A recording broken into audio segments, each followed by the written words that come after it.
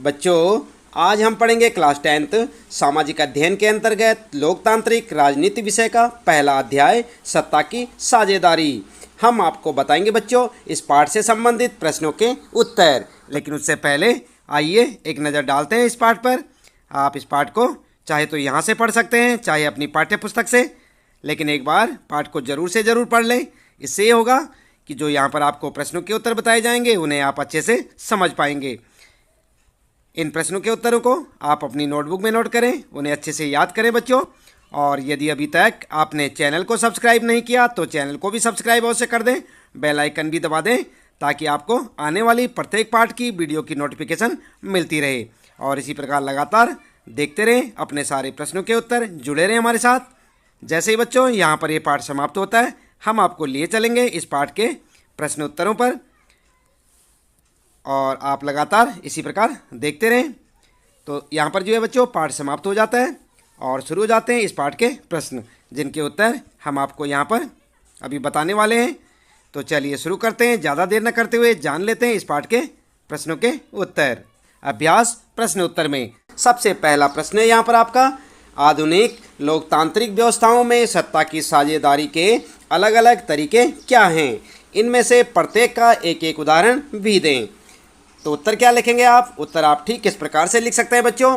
उत्तर लिखेंगे, आधुनिक लोकतांत्रिक व्यवस्थाओं में सत्ता की साझेदारी के अनेक रूप हो सकते हैं जो निम्नलिखित हैं। और पॉइंट बनाकर लिखेंगे 1, 2, 3 करके।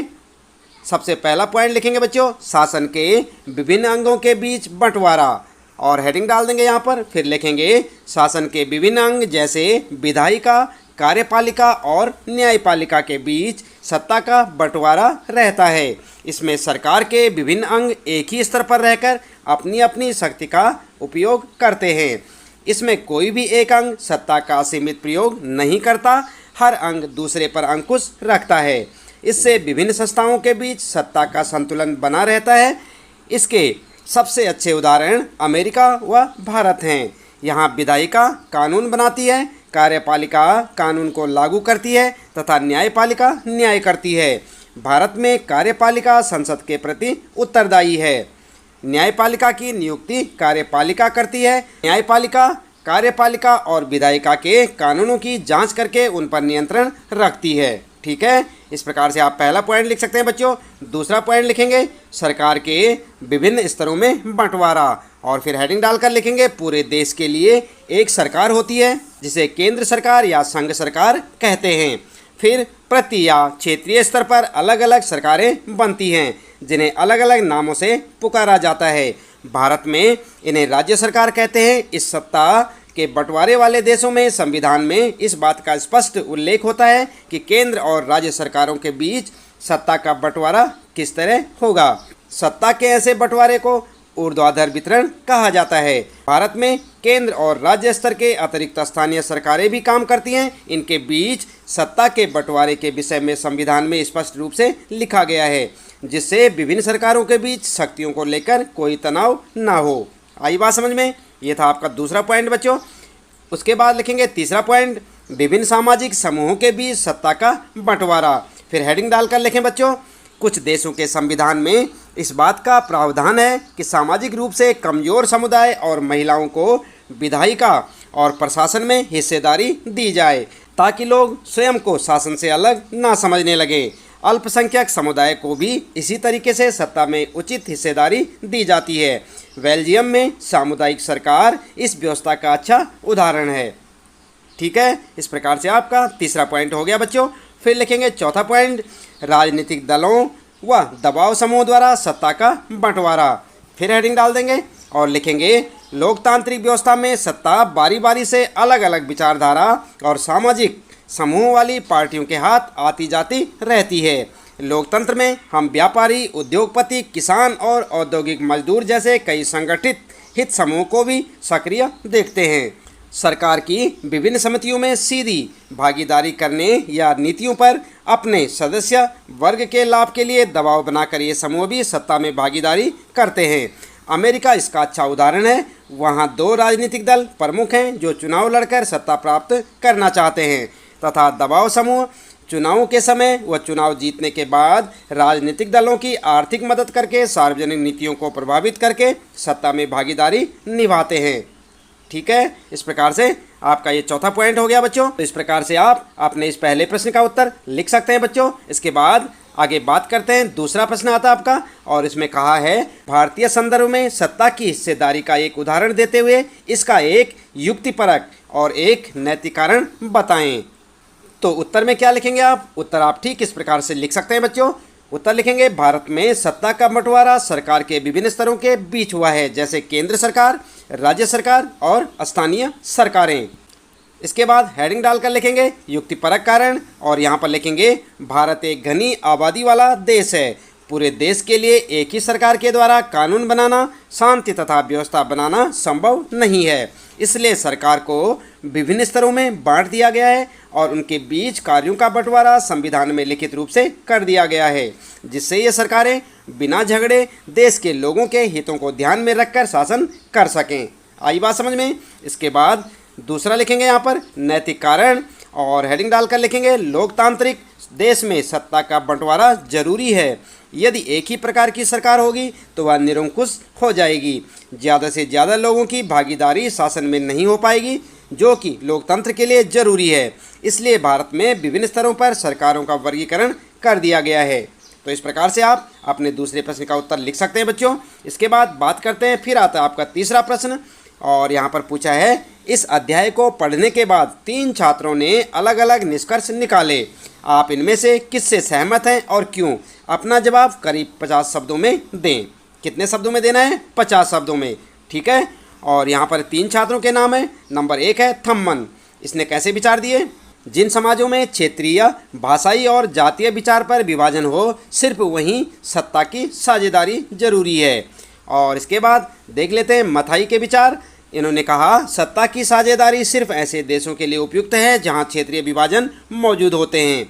और तीसरे छात्र औसेफ ने कहा हर समाज में सत्ता की साझेदारी की ज़रूरत होती है, भले ही वह छोटा हो या उसमें सामाजिक विभाजन ना हो। आपने तीनों छात्रों के विचार जान लिए बच्चों। उत्तर में आप किस प्रकार से लिखेंगे? उत्तर आप लिखेंगे हम औसेफ के निष्कर्ष से सहमत हैं कि हर समाज में सत्ता की साझेदारी की ज़रूरत होती है, भले ही वह छोटा हो या उसमें सामाजिक विभाजन ना हो, क्योंकि सत्ता का बंटवारा लोकतांत्रिक व्यवस्थाओं के लिए ठीक है। सत्ता की साझेदारी वास्तव में लोकतंत्र की आत्मा है। लोकतंत्र का मतलब ही होता है कि जो लोग इस शासन व्यवस्था के अंतर्गत हैं उनके बीच सत्ता को बांटा जाए और ये लोग इसी ढर्रे में रहें। वैध सरकार वही है जिसमें अपनी भागीदारी के माध्यम से सभी समूह शासन व्यवस्था से जुड़ते हैं। आई बात समझ में? इस प्रकार से आप अपने तीसरे प्रश्न का उत्तर लिख सकते हैं बच्चों, साथ साथ याद भी करें। इसके बाद फिर आता है आपका चौथा प्रश्न बच्चों, और यहाँ पर पूछा है बेल्जियम में ब्रुसेल्स के निकट स्थित शहर मर्चटेम के मेयर ने अपने यहाँ के स्कूलों में फ्रेंच बोलने पर लगी रोक को सही बताया है। उन्होंने कहा है कि इससे डच भाषा न बोलने वाले लोगों को इस फ्लेमिश शहर के लोगों से जुड़ने में मदद मिलेगी। क्या आपको लगता है कि यह फैसला बेल्जियम की सत्ता की साझेदारी की व्यवस्था की मूल भावना से मेल खाता है? अपना जवाब करीब 50 शब्दों में लिखें। तो आई बात समझ में? आप इस प्रश्न का उत्तर क्या लिखेंगे बच्चों? उत्तर में आप लिखेंगे स्कूलों में फ्रेंच बोलने पर लगी रोक को सही बताना बेल्जियम की सत्ता की साझेदारी की व्यवस्था की मूल भावना के खिलाफ है। बेल्जियम में जो व्यवस्था अपनाई गई उसमें सभी भाषाओं के लोगों को समान अधिकार दिए गए थे, इसलिए स्कूलों में फ्रेंच बोलने पर रोक लगाना सही नहीं है, क्योंकि ऐसा करने से फ्रेंच भाषी लोगों की भावनाओं का हनन होता है। ठीक है, तो इस प्रकार से आप अपने चौथे प्रश्न का उत्तर लिख सकते हैं बच्चों। इसके बाद आता है फिर आपका पांचवा प्रश्न है, नीचे दिए गए उद्धरण को गौर से पढ़ें और इसमें सत्ता की साझेदारी के जो युक्तिपरक कारण बताए गए हैं उनमें से किसी एक का चुनाव करें। ठीक है, तो इसके बाद आप उद्धरण पढ़ेंगे महात्मा गांधी के सपनों को साकार करने और संविधान निर्माताओं की उम्मीदों को पूरा करने के लिए हमें पंचायतों को अधिकार देने की जरूरत है। पंचायती राज ही वास्तविक लोकतंत्र की स्थापना करता है। यह सत्ता उन लोगों के हाथों में सौंपता है जिनके हाथों में इसे होना चाहिए। भ्रष्टाचार को कम करने और प्रशासनिक कुशलता को बढ़ाने का एक उपाय पंचायतों को अधिकार देना भी है।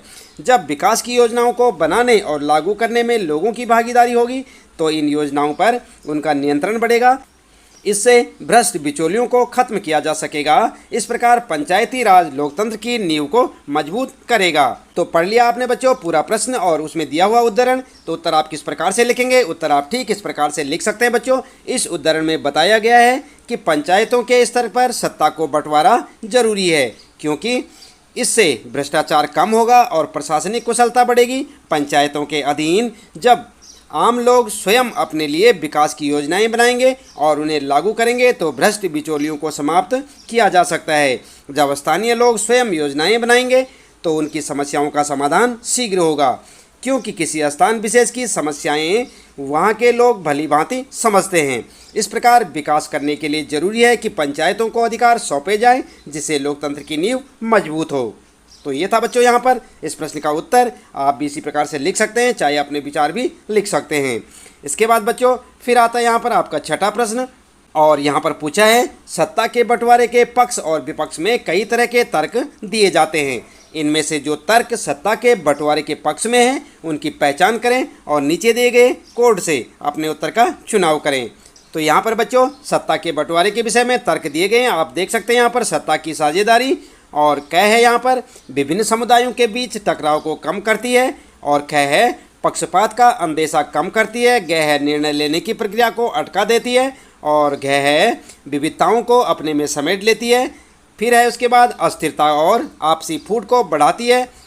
च है सत्ता के लोगों की भागीदारी बढ़ाती है, और छ है देश की एकता को कमज़ोर करती है। आई बात समझ में? ये थे यहाँ पर पक्ष और विपक्ष में तर्क सत्ता की साझेदारी के विषय में। साथ ही साथ आप देख रहे हैं यहाँ पर बच्चों एक टेबल सी बनी हुई है, इसमें आप जो है अपने उत्तर को देखेंगे। तो किस प्रकार से लिखेंगे? उत्तर आप लिख सकते हैं बच्चों। स वाला आपका करेक्ट है, क, ख, घ और च। आप देख रहे हैं यहाँ पर बच्चों स वाला कौन सा है? ये है क, ख, घ और च। यानी कि यहाँ पर जो है सत्ता के विषय में जो विचार रखे गए हैं इनमें से क वाला बिल्कुल सही है।